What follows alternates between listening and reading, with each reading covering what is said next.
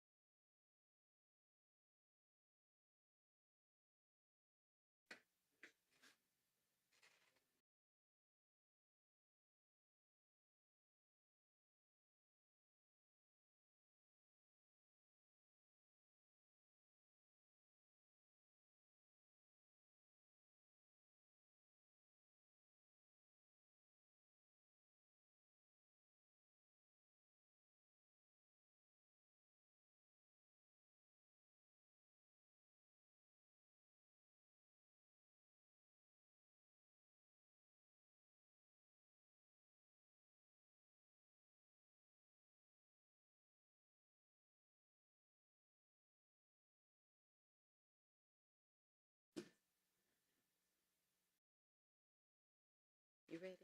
You ready? You ready for your Councilman? Wait. Are you ready to go to public comment? You gonna go? You gonna go to the mic, or you gonna do it here? I prefer to go to the mic. Okay. Is that okay? Yes. Yes, it is.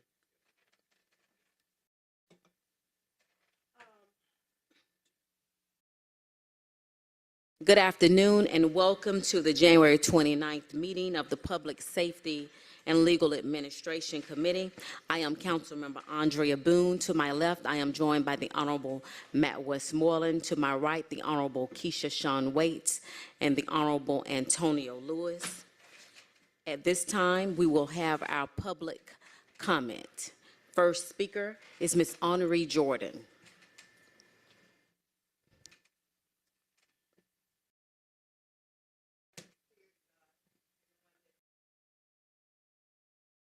Husband, love your wives, even as Christ also loved the church and gave himself for it. Ephesians 5th chapter 25th verse. The Greek word renders love is agapio, which denotes the willing sacrificial giving on the husband's part of the benefit of his wife, without thought of return. James Gibbs don't love me this way, and the word created the income. Jesus gives the people evidence that you will fight for me. Jesus told me I cannot work with James. Give up the fruit of her hands, and let her own works praise her in the gates. Proverbs 31:31. She's a woman of God who is enterprised and dedicated to her house. When a man works against loving his wife, like the word of God says, his actions work against the union of marriage. We are self-destructive, not Jesus.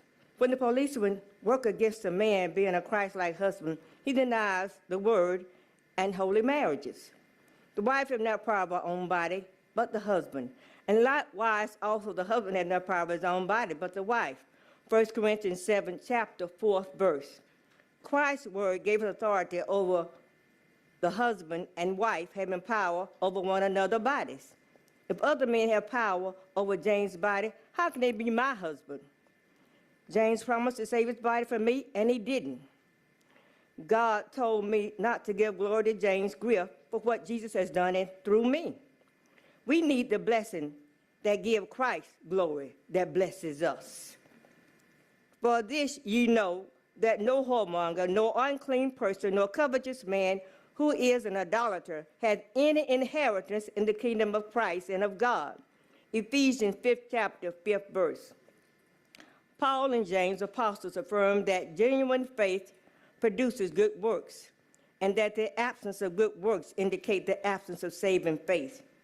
Covetous, adjective, mark, inordinate desire for wealth or possessions, or for another's possessions. Jesus created the income for your protection against the enemy. Christ destroyed the plan of Satan that will hinder me from your assignment in me, around me, and in others, in the name of Jesus. In the name of Jesus is power. By no other name shall man be saved but by the name of Jesus. That's when we call on the name of Jesus. I know that I need saving. What about you? From the wickedness of the world today, in me, around me, and in others. We have to fight Satan that's using us to fight against him, fight against Christ. And we don't want to fight against Christ. The only friend we got is Jesus. And I know I need him as a friend and a savior. What about you? Thank you. Next speaker, the Honorable Keisha Waits.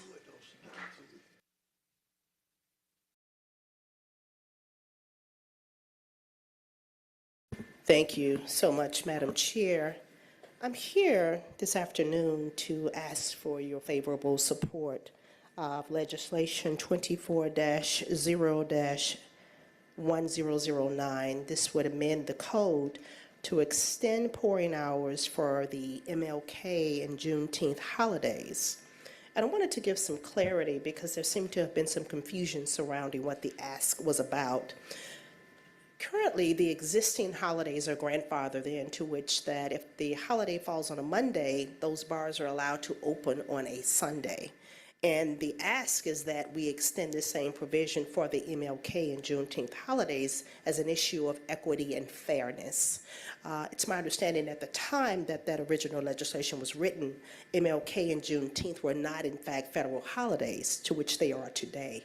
And so I'm asking that we go ahead and amend the code to include these particular holidays, as generally African American families gather with their families to celebrate the MLK holiday as well as Juneteenth that will be coming later within the year. And it's my understanding that there is an ask to delay this measure to include it in the ATAG 3 recommendations.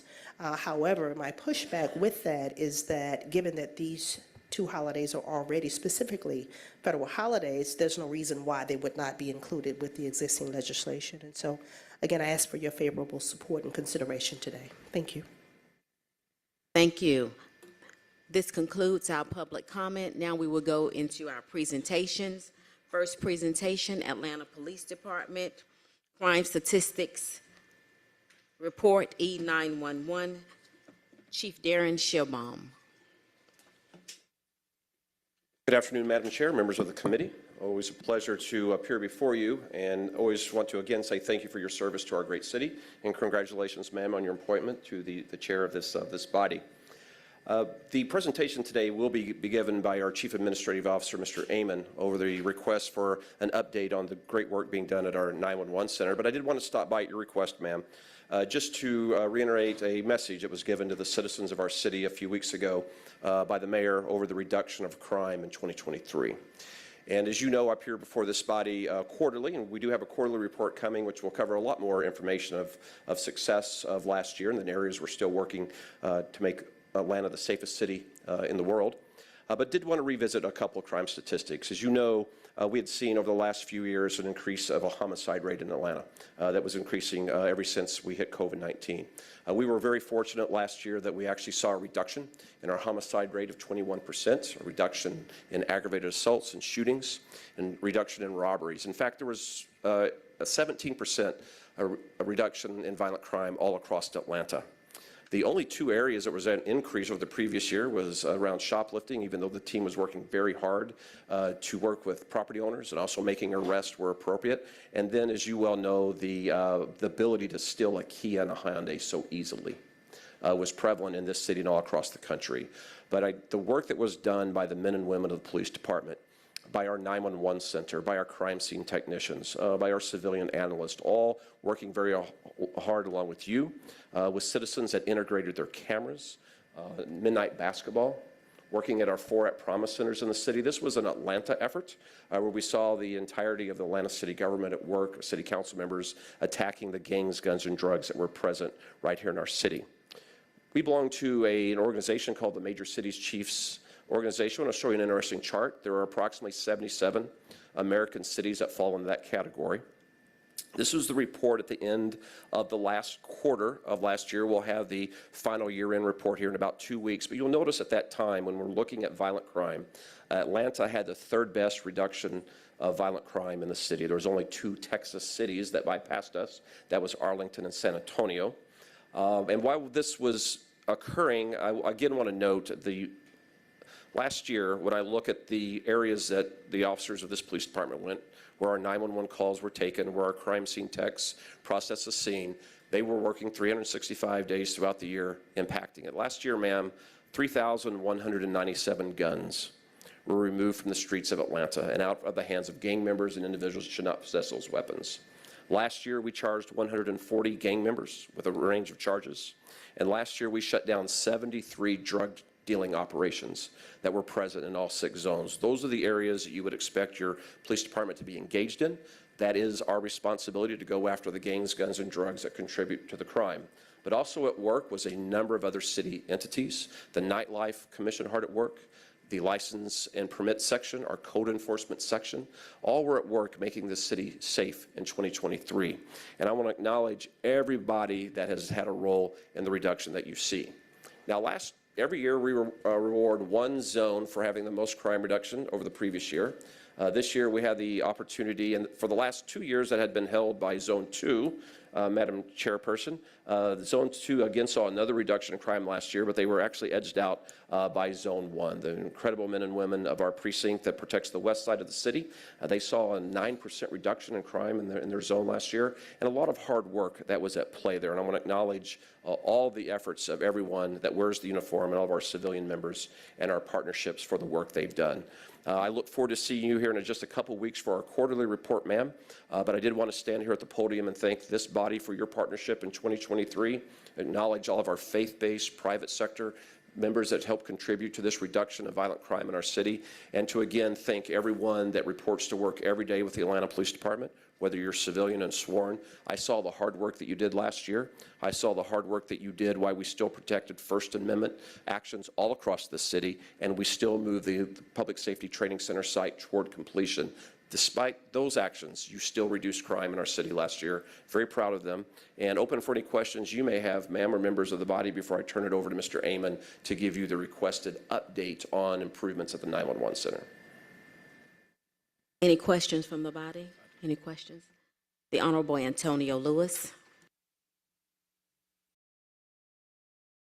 And I just wanted to see the crime numbers for Zone 3. Saying the crime, whether it was reduction or the opposite.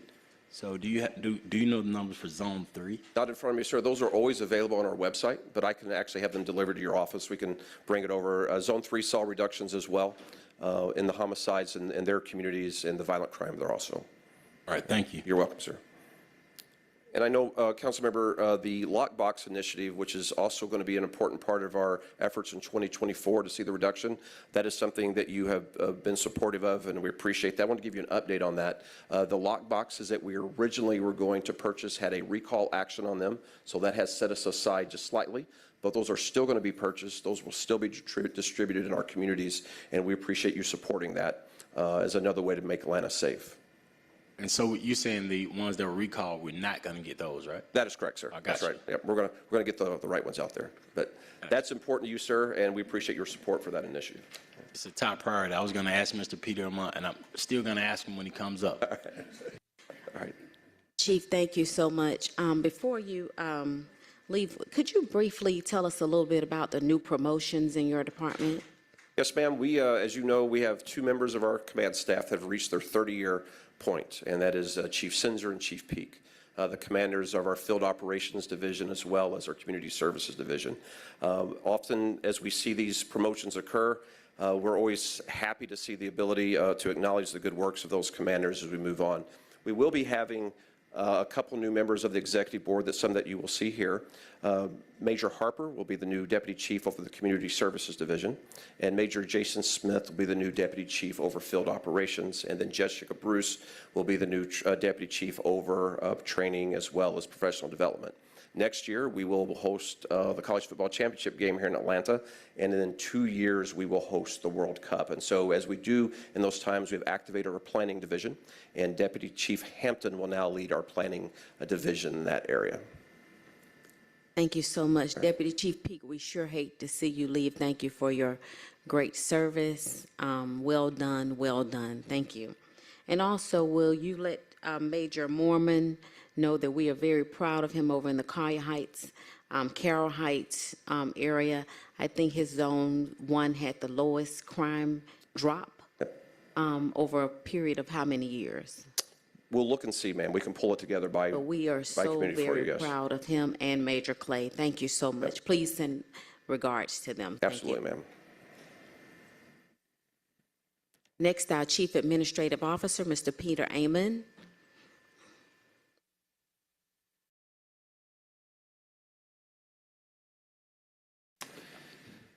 Good afternoon. Thank you so much for the opportunity to give you a further update on 911 following our update in December.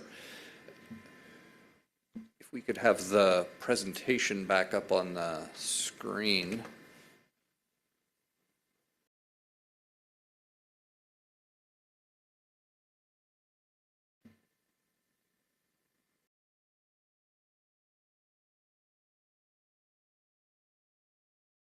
There we go.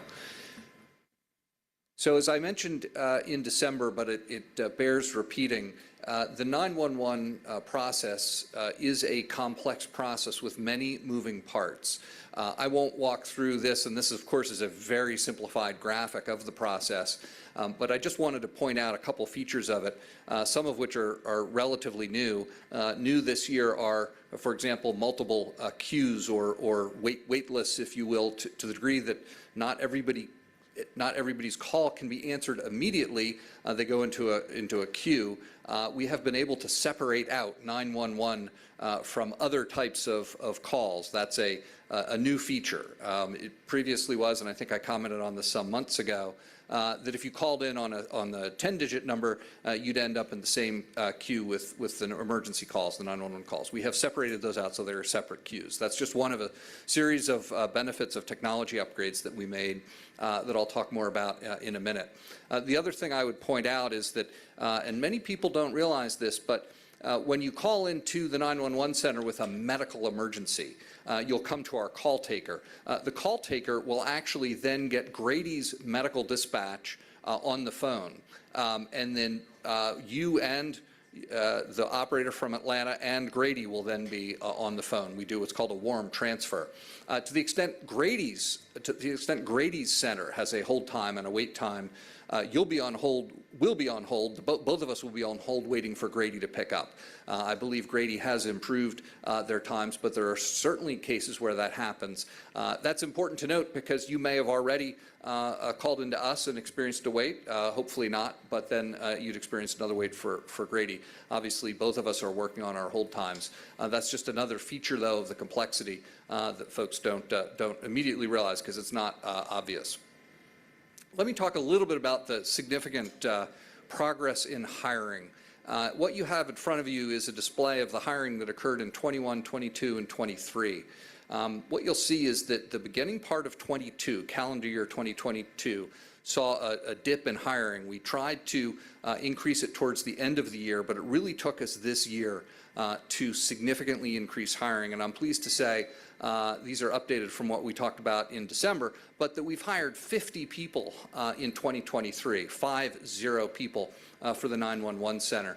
That's a significant increase. I'm also pleased to say that the resignations went down from 24 to 15, so we are definitely moving in the right direction. The other thing I'd point out is that at the beginning of 2024, we have over 800 people sort of in the initial bucket.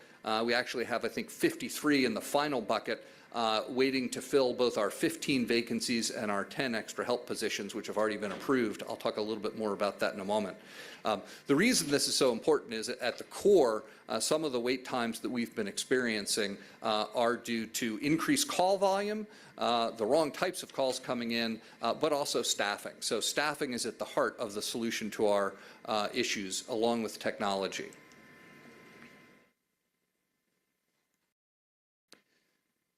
When you fold in that hiring for 2023, you will see that our filled positions moved from 127 to 155, and this is just the operations staff. So this is removing some of the support staff and IT staff. So it's the same 170 total authorized positions that we're looking at on this page, but it's moved from 127 to 155. Which is great progress, but we have more progress that we need to make. If you think about our immediate term goals, we want to fill our 15 vacancies. We have already approved 10 extra help positions, and we'll be going forward with a request for an additional 15 extra help positions. And then, of course, come budget time, we'll be looking to adjust those numbers. One of the reasons why we're adding staff, obviously, is to address the hold times, which are too long. The other reason that we're looking to add staff is that our call volume has gone up 14%. A 14% increase in call volume is a significant increase for a single year for a 911 center. And as with all call centers, when you increase call volume, it's a non-linear function in terms of the hold time. So the hold time can go up more than 14% if the call volume goes up 14%, the way the math works. So it's absolutely critical that we hire staff, and we're doing so.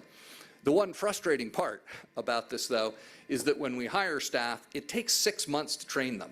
So although we've hired them, they are now in various stages of training. And I won't walk through each of these stages here, but the 50 people that you saw on the previous slide are arrayed here in terms of where they are in training. As these folks roll off of training, you will see our hold times improve. And in fact, that's already started to happen. And I will also say that when there is a emergent situation where there are hold times and we have people in training, we will pull them off of training to take calls if they have completed the call-taking portion of the training. Right now, we train people in both call-taking and dispatch. To the degree they finish the call-taking portion, as I said, they then can take calls in emergent situations. So we are trying to be as flexible as possible when we do have a hold time to have all hands on deck. I mentioned earlier the 14% increase in call volume. This is where you see it versus the previous calendar year. This is actually primarily occurring in what's called admin inbound, which are calls that come into us from either other 911 centers that come in on our admin line, our 10-digit line, but still have to be answered by us. It's much better that they come in on our admin line and we can separate them out now, but they still ultimately are calls that we have to answer because some of those are for police reports or non-emergent police service, et cetera. So while they may not come in on a 911 line, we still have to answer them. They may have a longer hold time, but we still have to answer them. In terms of results for 2023, these are the year-end results. Our average answer time is 24 seconds for the year. It is down from 29 seconds. And this is where I would like to point out that two things can be true at the same time. One is that we have made progress. We've made progress in technology. We've made progress in hiring. We've made progress in the call time, the hold time, or answer time. The problem is that the second thing that is true is that this is still too high.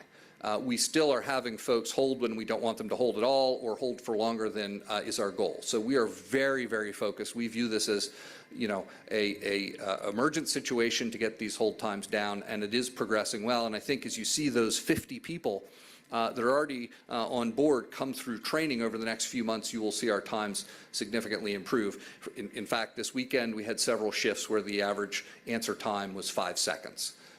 So so that was the day shift, I think, on Saturday, if I'm remembering. Yeah. The whole center, yeah. So if you think about hold times, I just would like folks to remember those two things, that we're not satisfied with where we are. We need to improve, but we have made significant improvements, and I do think it is beneficial just to understand a couple other things. First, most calls, unfortunately, coming to our emergency call center on our emergency line are in fact not emergencies. So last year, calendar year 2023, there were 1.3 million calls that we handled. Of those 1.3 million calls, only 45,000, or roughly 3%, were priority 2, our highest priority APD calls. Of those, only about 900 calls resulted in the dispatch on a shooting or a stabbing. So many times, we think that, as you do on TV, that every call is a shooting or a stabbing. But it's not at all. 1.3 million calls, and roughly 900 of them were a shooting or a stabbing. And of all of the priority 2 calls, there were only 45,000. We have a lot of people calling for reasons that are not emergencies. In fact, they're not even APD or City of Atlanta related. And I think you've seen probably some media on this, people calling asking for how they get tickets to a baseball game or a football game, people calling to, we had an individual who wanted help moving a cushion from one couch to the other.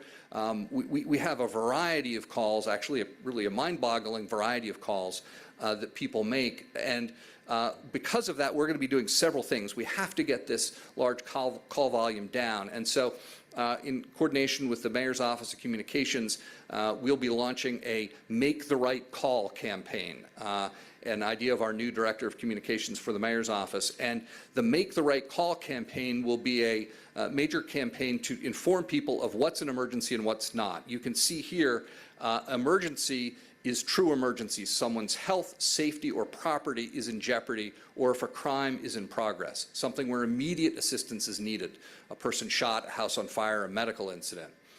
Non-emergency calls are urgent but non-emergency.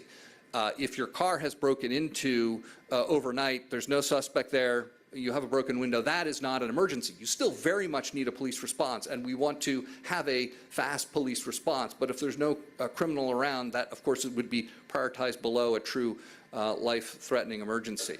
One of the things that we're pleased to mention today, we'll do more announcements on this once we roll it out, is that we will be instituting the number 311 to be used for APD non-emergency. We do have a 10-digit number, but nobody can remember the 10-digit number. We've been putting it out there certainly over the last year a lot for people to call the 10-digit non-emergency number if they have a non-emergency. Well, to aid in that effort, we're following what's best practice, and a number of cities have done, is use the 311 number.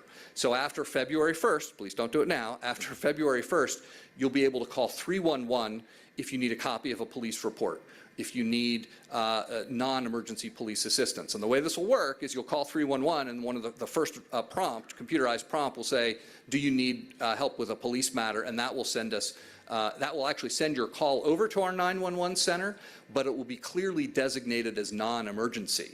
So we'll be able to differentiate between the emergency and non-emergency calls. So there will be a major marketing effort and campaign around this Make the Right Call, the difference between 911 and 311 coming forward. The other thing I think it's important to recognize is the number of things that Director Arnold and her team have undertaken over the last year and a half at the 911 center. There have been a series of improvements, and starting with the use of emergency fire dispatch and then emergency police dispatch.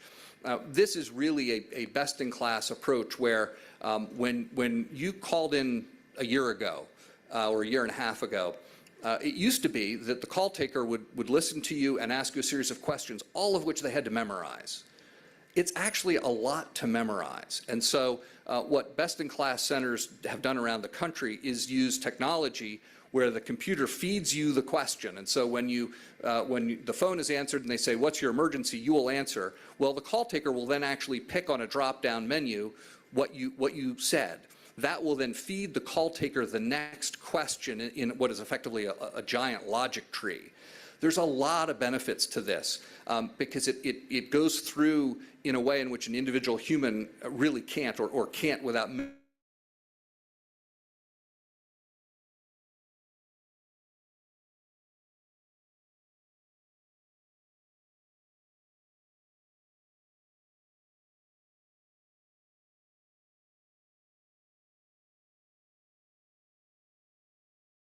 prompted on the screen, you might be apt to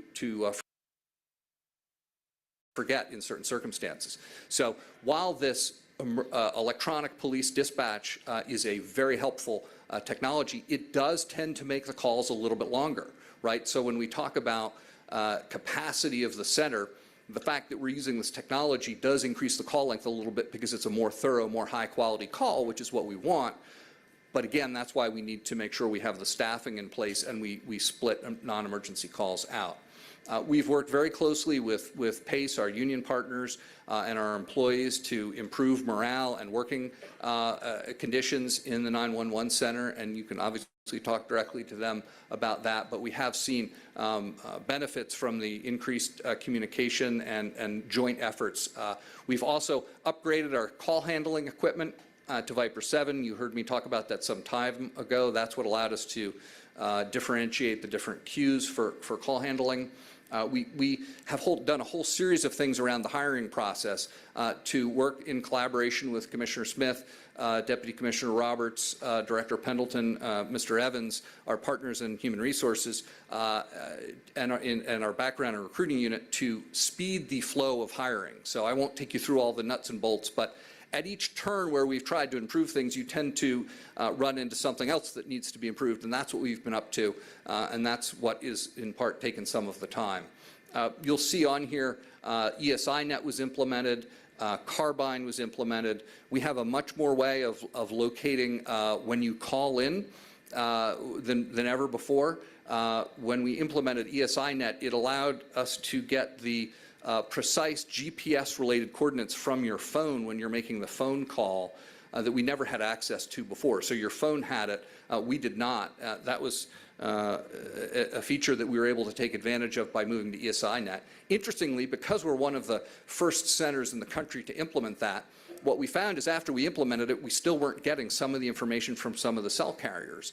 And it turned out because we were on the forward edge of this, the cell carrier system was not actually programmed to pass that data along, the GPS coordinates. So that then led to, as I said before, sort of another effort of, okay, why are we not getting the data? How can we get the data? That one we were able to fix actually in a matter of days or a week and a half. But at each turn of technology improvements, as you all know, there's more technology improvements that you find that need to be done.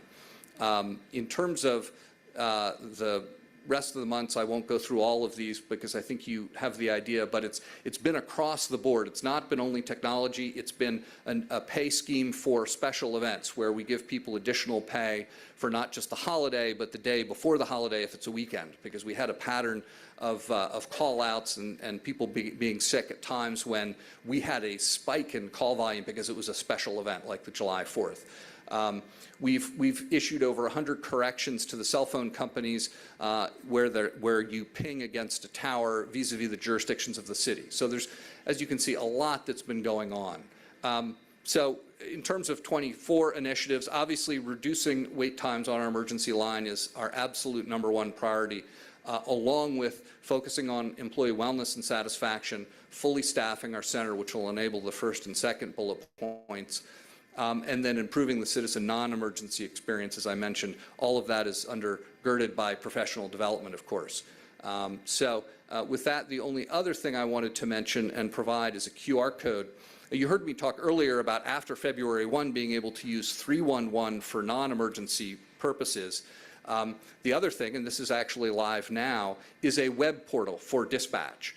So if you have a, let's say, and this is only for non-emergency purposes, let's say you have a noise complaint, right? If instead of calling 911, you can actually go to use this QR code, and we'll do a whole marketing campaign on this and publicize it, but you'll be able to go to this website and enter in a few pieces of information, and it will result in effectively a document or a file exactly like you would have created had you made a 911 call. It'll be much faster for you, it's much faster for us. That information, you know, the address, the complaint, your name and contact information goes immediately to a call taker in the queue, just like incoming 911 calls do. So we're trying as many ways as possible to get people easy access to dispatch, and that's why this is called a non-emergency dispatch portal. And so with that, I think that's the final slide I had for today, but certainly want to take questions on 911. Thank you, Mr. Peter Amon. Will you make sure that our city council communications is involved with pushing the message out? And it should be something very simple. What 911 should be called for, and samples that we can take out in the community with us. We want that to be very successful, that educational piece. So thank you for that. And now the Honorable Matt Westmoreland. Thank you, Mr. CEO, for your presentation.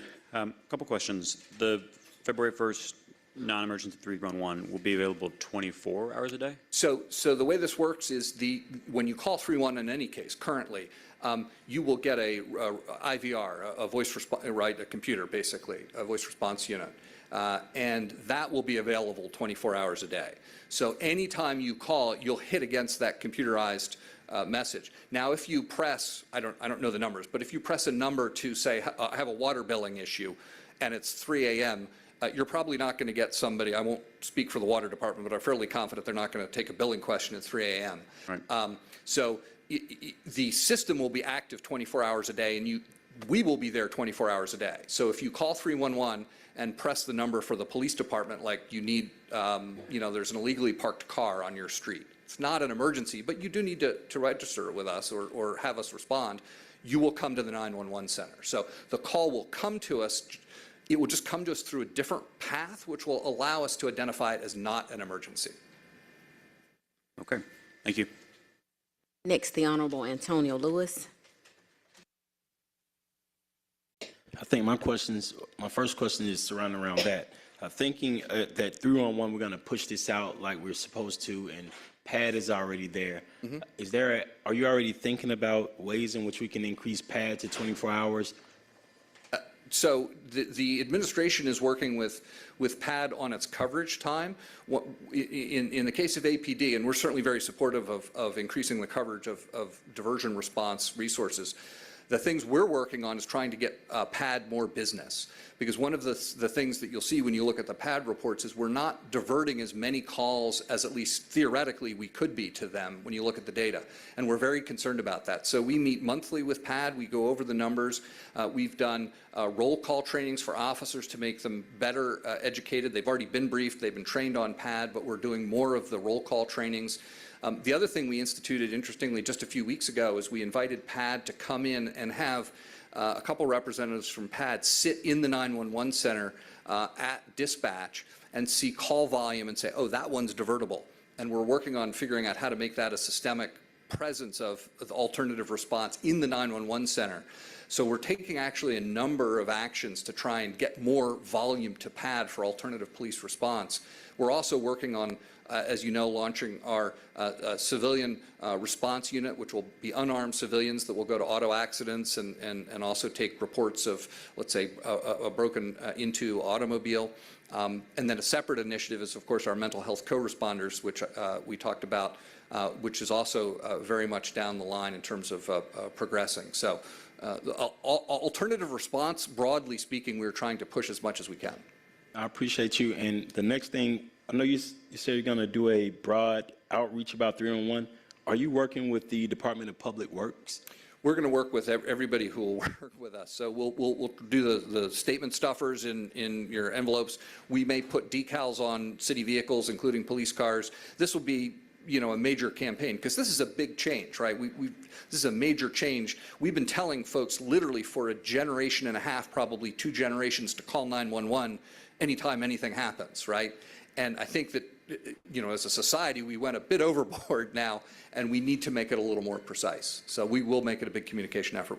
And I think the reason why I asked that, because I know for the past 2 years, we've been going overboard in our districts and our communities saying 311, not 911 for certain things.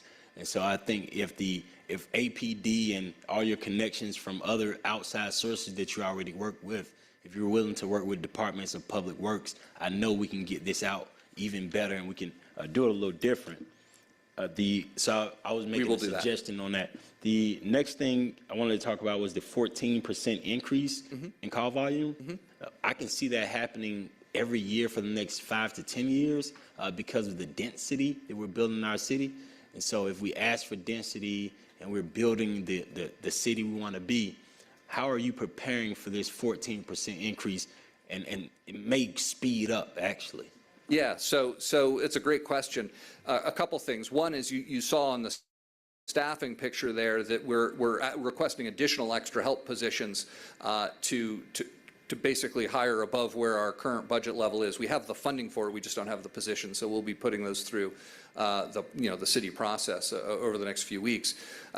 In addition to that, all the technology things I spoke about help us manage the increased call volume more effectively. The problem is we're playing catch up on the staffing side. So as we get those 50 people out of training, that's a lot. That should help us significantly bring the time down as well as prepare for increases in volume. And I do hope this Make the Right Call campaign, even with the density of the city, does eliminate some of the requests for tickets or moving furniture or things that just aren't city issues. It's on the increase, I'm telling you. We're gonna have fun in this city. It's a good city to be in. And as much we're promoting it, we're selling a good city. We're selling a good product here. So the good news is that the technology is scalable, so we can add seats and people and staffing, and we just need to stay ahead of the curve, right? The pandemic got us behind the curve. These problems started during the pandemic in terms of the staffing and the increase in hold time. And so we also have in the infrastructure bond funds set aside for a new 911 center, which will ultimately be part of the solution as well. All right, and I think the last set of questions will be around the emergency pickup. And I know the reason why this question in between me and you is longer is because we typically have a monthly call that we haven't had in a while. I mean, the past month, right? We just rescheduled. It'll be next week, so I apologize for getting some of these questions out early. Oh, that's okay. The question I want to talk about was priorities to pick someone up. About 2 weeks ago, I gave you a call because a young man from Thomasville lives in Thomasville over in District 1. He attends South Atlanta High School. He's the vice president of South Atlanta High School, former SGA president. And he had a sister who was at the house, broken leg, laying on the couch. The mom's on the phone for hours, calling back to back with the police. She's almost on first name basis with so many people in the call center. They're telling her like, we got to record that. We got to go and listen to this call. Because they telling her like, we just told you that we can't come. And so I want to ask you about priorities. What's a priority pickup? So that is all Grady. So if it's medical related and it's not a emergent health issue, and what I mean by that is somebody having a heart attack. So there's certain trigger words that will result in a fire dispatch. So if you say, I can't breathe, I have severe chest pain, if you give certain symptoms that or you're entrapped, you're in an accident where fire will need to extricate you, that will result in a fire dispatch. If you have a broken leg, if you're in significant pain, that is a Grady matter, right? That is our tax dollars to Fulton County at work providing Grady ambulance services. And Grady prioritizes. We have nothing to do with, as a city of Atlanta, with how Grady prioritizes. They go through a prioritization scheme based on the likelihood of and/or risk of, I assume, fatality or serious harm to somebody. With, as you would expect, if you're having a heart attack, you're going to get a faster response from Grady than if you have a broken leg or arm. And I don't mean to minimize that at all, because those are real conditions, can cause significant pain.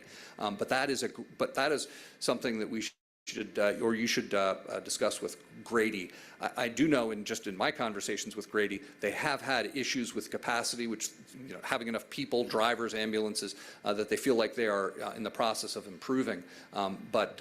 But that, you should have them probably come back and give another briefing on their response. I will. See, we missed our call. I would have asked you that in the call, and I would have asked you who should I talk to about it, because I know you handle E911 services. Yeah. But here's my question following that. If we're on the phone with a woman who now put her son on the phone because she can't take the conversation of her daughter yelling in the background into the phone, what do they have to do and say if they don't own a car and they live in Thomasville? They know that the hospitals on the south side has been closed down. What do they have to say to get someone to come pick them up and take them to Grady? So I'm going to have Director Arnold, who's our director of, oh, there we are. I thought you left. And there has to be a word. If there's not a word, can we develop a word? Because we got some folks that need some help. Yeah, and I'll let you speak to that. Yeah, that would still fall on Grady, because that is medical, and we don't dispatch medical at all. The fire department has certain calls that they respond to, but they have to be almost life-threatening, and as you're probably aware, our fire department does not transport. I appreciate you that. I will say that we were able to work on this, and we were able to get this stuff handled for this family. But we have to find a way to help folks. And it won't be you. It sounds like I got to go through Grady. So I appreciate you, Chair. Thank you. Yeah, and I wish we could do more, but the way the system is split between the city of Atlanta and the county is such that that is Grady's area. So you had another question? Yeah, and my last one is a question I want to keep added to all of these presentations from the Atlanta Police Department. Is a question about what is the timeline for the GBI's APD officer-involved shooting investigations? The timeline, I'm going to defer that to Chief Peak. It's a question I think I asked if we can. I know that this isn't a quarterly report, and it'll be added to the quarterly report. I'm thankful that we'll be able to get that going forward, but. Good afternoon, Deputy Chief Timothy Peak. So as we look at the timelines on the GBI investigations, it's actually a moving piece that's not necessarily controlled internally with the Atlanta Police Department, and it also has a component with the GBI as well as the Fulton County District Attorney's Office as to how or when they close those cases and make that information available. So generally, we have those conversations, and when they have closed them and all agree that it's now a closed case and open, that's how we develop that timeline of how it comes off the books for us, and we're able to actually share that information. But yeah, that's where it is. We usually just keep it as an open case until it's fully adjudicated and everybody's aware. Can I make a request? You sure can. I like that we work on timelines in the city. Can we, and I know that the police department, y'all black and white, just like the military, we don't play. And so I want to know if you all can start reaching out to them, that they set a standard timeline, unless it's some circumstance they can't just handle. That way we can just live a little bit better in this city, understand that there's a protocol, and it's not they get to pick and choose, because in this state, when the people who run the state capitol get to pick and choose, they've always chosen against black people. And so I want to set up a standard, a protocol that we just live by. I appreciate you. Is that my request? Thank you, thank you. And I will say that we communicate with them constantly and ask those questions, but we'll do all we can to try to address that. But you ain't getting the timeline, so I want us to get a protocol. That way, no matter what happens, this is how it goes, and I'll be fine with how it's going. Thank you. Thank you. Thank you so much. Thank you very much. We have been joined by Atlanta Fire Chief Roderick Smith. Thank you, Chief. Would you come on up? Good afternoon, everyone. Rod Smith, Fire Chief. Good afternoon, Chairperson Boone, members of the Public Safety Committee. It's my pleasure to come before you today on behalf of the men and women of the Atlanta Fire Rescue Department. Looking forward to our quarterly presentation. I believe it's scheduled for the 15th of this month, but I just wanted to come before you and let you know at the beginning of this year with the new committee that we are looking very forward to working with you and your communities serving the citizens of Atlanta. Thank you, Chief. Thank you so much. We appreciate you being here. Thank you.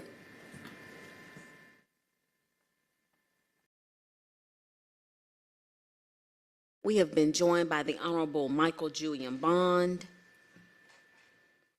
Before we approve today's agenda, we will take our ACRB appointment first.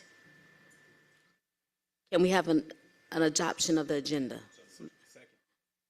Moved by the Honorable Matt Westmoreland, second by the Honorable Antonio Lewis. Please open the vote. The vote is open.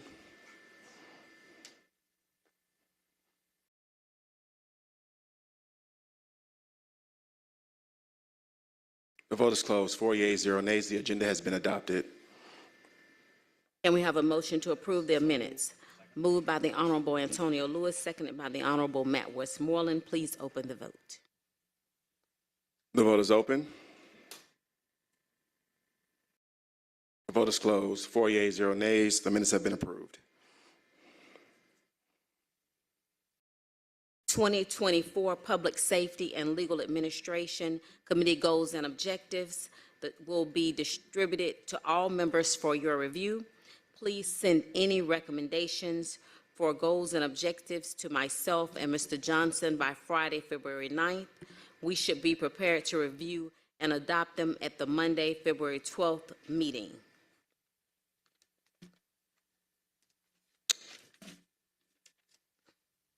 Madam Chair, let's please take our communication as on held on item number 16, page 12. Let's see.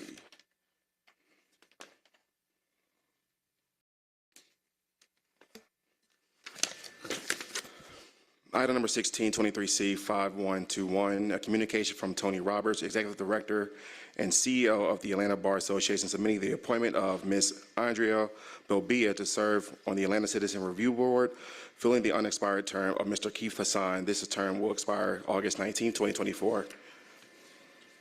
Is Ms. Bleak here? Please approach. Thank you for being here. Will you tell us a little bit about yourself and why you would like to be appointed to this distinguished committee? Sure. Good afternoon. My name is Andrea Bilbia. I live in the Grant Park area, so District 1. About 10 years now. I started in private practice at Jones Day, working on corporate investigations and regulatory matters. And for the last 8 years, have worked in-house for compliance teams. Currently, I'm Chief Compliance Officer of a health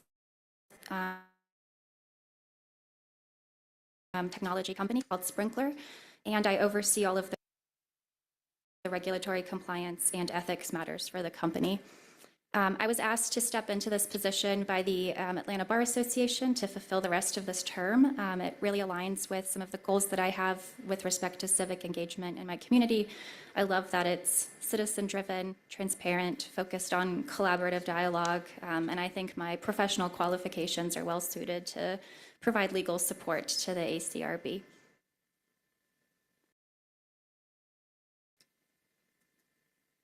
Question by the Honorable Antonio Lewis. Have you been to any of the ACRB meetings? I have not, no. I believe as part of my onboarding, I'll be asked to join and shadow a few. I sort of understand the structure of them, but I haven't personally attended any. That means so you won't be biased in them either. I want to say that because we are growing a lot and we're adding a lot of strength with legislation right now to the ACRB. And so I know that the Atlanta Bar Association would have put up a worthy candidate. I just want to let you know we're going to have an appetite to fight in this area. Yeah, no bias. Definitely understand that the goal of the committee is to be impartial, assess the facts, put it through a thorough, repeatable, consistent, transparent process. And that was very much the ask of the Atlanta Bar Association as well. Thank you. So move. Approved by the Honorable Antonio Lewis, seconded by the Honorable Matt Westmoreland. Please open the vote. The vote is open. The vote is closed. 4 yeas, 0 nays. This item is favorable. Madam Chair, that takes us back to our consent agenda. I'd like to make a motion to approve the favorable claims, items 1 through 10. We've been moved by the Honorable Andrea Boone, seconded by the Honorable Matt Westmoreland. Please open the vote. The vote is open.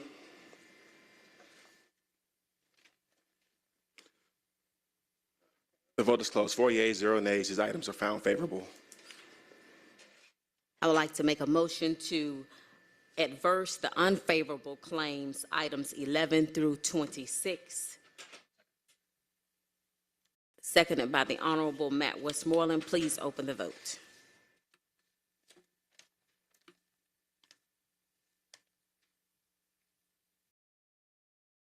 The vote is open.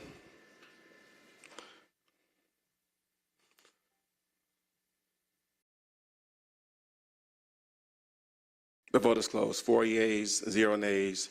These items have been adversed. This takes us to our regular agenda, Section I, ordinance for second reading. Madam Chair, item number 1 requires a substitute. The substitute changes the caption. May we have a motion to bring forth the substitute? Moved by the Honorable Matt Westmoreland, seconded by the Honorable Boone.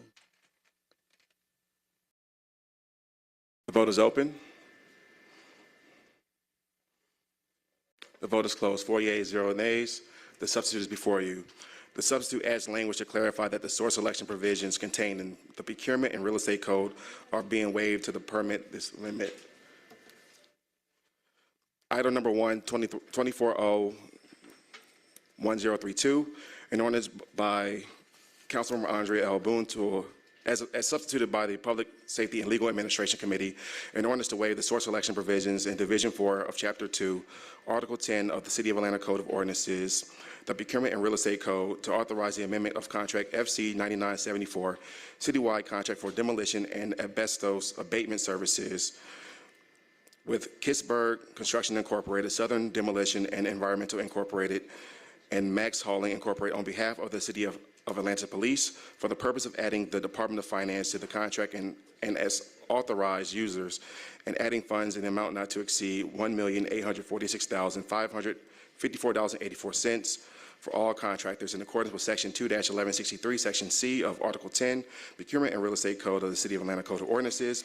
All contract work will be charged to and paid from the accounts listed herein and for other purposes.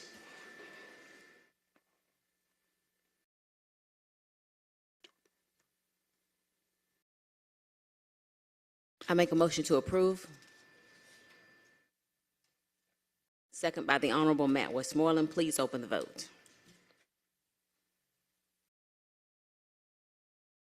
The vote is open. The vote is closed. 4 yeas, 0 nays. This item is favorable on substitute. This takes us to Section J, resolutions. Madam Chair, can we take items number 2 through 4 together as a block with no objection from the committee? Please proceed. These are all settlement legislation. Item number 2, 24R3153, a resolution by Public Safety and Legal Administration Committee authorizing the settlement of all claims defendant City of Atlanta in case of Reginald Kelly and Carmen Point Kelly versus City of Atlanta civil action file number listed herein, in behalf of the Superior Court of Fulton County, an amount of $62,000.00, authoring the settlement amount to be charged to and paid from accounts listed herein, authorizing Chief Financial Officer to distribute the settlement amount and for other purposes. Item number 3, 24R3154, a resolution by Public Safety and Legal Administration Committee authorizing the settlement of all claims against defendants in the case of Dashia Hosley and Nashira Al-Mahdi versus City of Atlanta, civil action file number listed herein, pending in the State Court of Fulton County, Georgia, an amount of $140,000.00, authorizing the settlement amount to be charged to and paid from the accounts listed herein, authorizing Chief Financial Officer to distribute the settlement amount and for other purposes. Item number 4, 24R3155, a resolution by Public Safety and Legal Administration Committee authorizing the settlement of all claims against defendant City of Atlanta in the case of Sharon Bledsoe versus City of Atlanta, civil action file number listed herein, pending in the State Court of Fulton County in the amount of $10,000.00, authorizing the settlement amount to be charged to and paid from the accounts listed herein, authorizing the Chief Financial Officer to distribute the settlement amount and for other purposes. Approved by the Honorable Matt Westmoreland, seconded by the Honorable Antonio Lewis. Please open the vote. The vote is open. The vote is closed. 4 yeas, 0 nays. These items are favorable. Mr. Johnson, do we have any items coming off of the held agenda? Yes, Madam Chair, we have one item, item number 19, page 1324, C5000. A communication from Daniel Hampton, Chair Audit Committee, submitting the Performance Audit Report, Municipal Court. Will the auditors please come forward? We have been joined by the Honorable Christopher Portis and the Honorable Judge Ward. Thank you all for being here.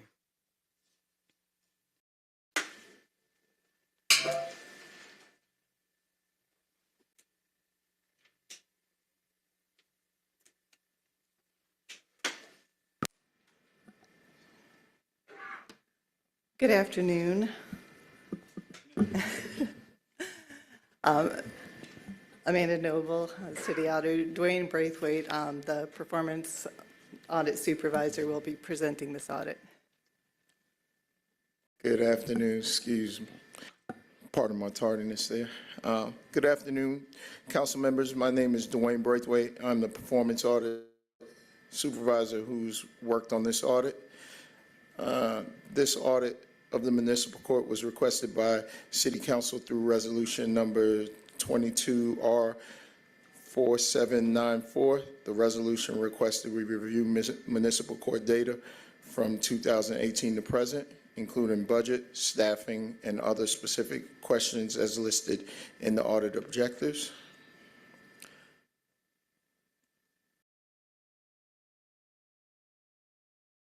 Thank you. The scope of our data was 2018 through June 2023. We also obtained administrative days calendar up to the end of 2023. For most of our analysis, we pulled data from Benchmark, the court case management software that the court has used since 2018 to record and track case information from the initial filing. When the court receives the ticket from the issuing agency and inputs it into the system through final disposition, including case scheduling and payment posting.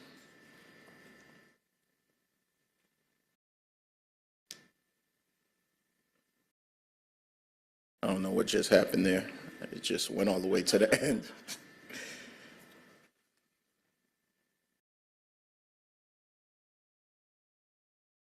All right.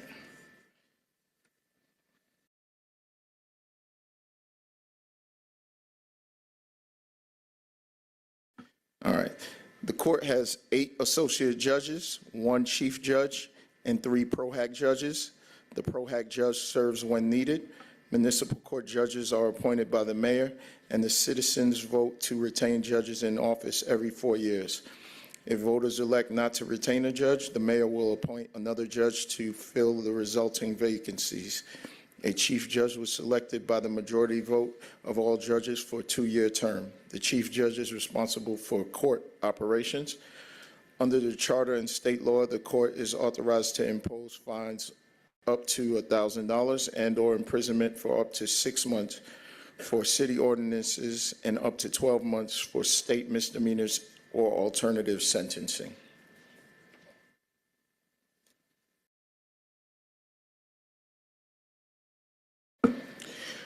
We found that COVID-19 pandemic had a significant impact on court operations. The number of cases heard dropped and has yet to return to pre-pandemic levels. The time to resolve cases also increased during this period. Failures to appear have remained a problem, and the court now has limited enforcement capabilities for signed FTA warrants. Despite challenges, the court collects 90% of assessed fines. Fines are assessed only after a case has been adjudicated and has recently increased clearance rates. We also found that clearance rates for cases increase. The court has returned to nearly meeting the Georgia model time standard of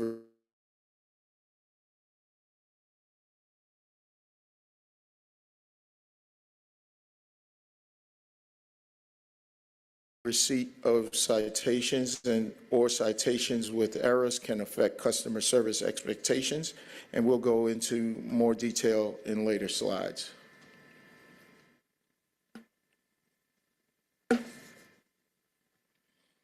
We found that municipal court filed nearly 10,500 new cases each month between January 2018 and May 2023.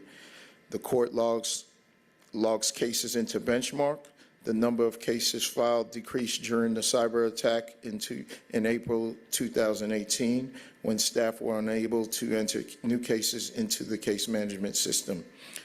The spike in cases beginning in June 2018 is the backlog of cases that staff entered into the system when the system was back online. There was a marked decline in filings during the beginning of COVID.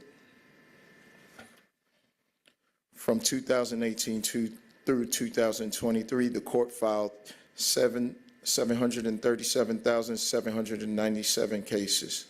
We analyzed the caseload and found that traffic cases accounted for 85% of the caseload. Note, the cyber attack cases may be traffic or criminal, but the court used a specific cyber attack code to track work that was originally done by paper.